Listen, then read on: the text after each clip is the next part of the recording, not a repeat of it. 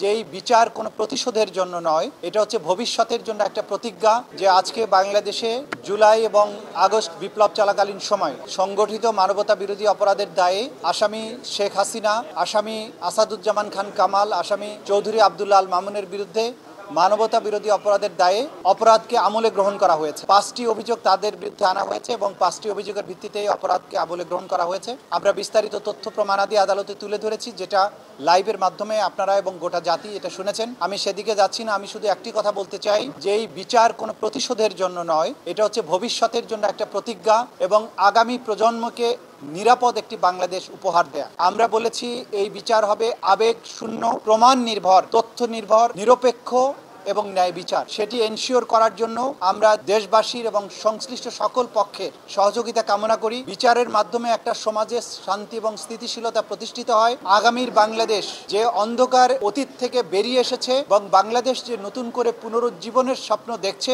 এই বিচার শেষ হওয়ার মাধ্যমে সেই পুনরুজ্জীবনের স্বপ্ন বাস্তবায়ন হবে বলে আমরা বিশ্বাস করি।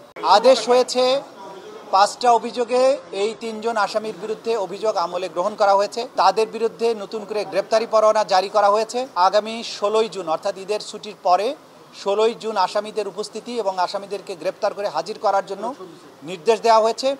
ওই দিন যদি আসামিরা উপস্থিত হন তাহলে সেদিন থেকে আনুষ্ঠানিক বিচারের প্রক্রিয়া শুরু হবে। যদি আসামি কেউ অনুপস্থিত থাকেন, আইন অনুযায়ী তাদেরকে অনুপস্থিত ঘোষণা করার একটা ব্যাপার থাকবে, সেটাও সেদিন আদালত যথাযথ আইন প্রক্রিয়া অনুযায়ী সেদিন ঘোষণা করবে। আপনারা সবাই জানেন যে আমাদের আইনে লাইভ সম্প্রচার বা সম্প্রচারের ব্যাপারে এটা এখতিয়ার দেওয়া হয়েছে ট্রাইব্যুনালের অনুমতি সাপেক্ষে। যখন ট্রাইব্যুনাল মনে করবেন যে এই অংশটুকু সম্প্রচার করতে সাক্ষীর কোনো নিরাপত্তার ঘাটতি হবে না অথবা অন্য কোনোভাবে বিচারিক প্রক্রিয়ার প্রভাব পড়বে না, তখনই তারা অনুমতি দিবেন।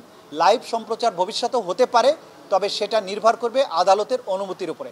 যখনই আদালত অনুমতি দিবেন তখনই আমরা চেষ্টা করব এটা লাইভ করার জন্য।